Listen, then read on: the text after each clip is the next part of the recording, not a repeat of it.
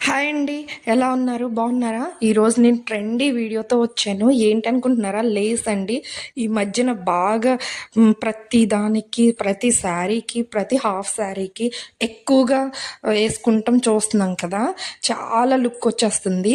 మా పాప వచ్చి మా గృహప్రవేశానికి హాఫ్ శారీ తీసుకుంది. దానికోసం ఆ పర్పస్తో మీకు మీషోలో మేము లేస్ బుక్ చేసాం.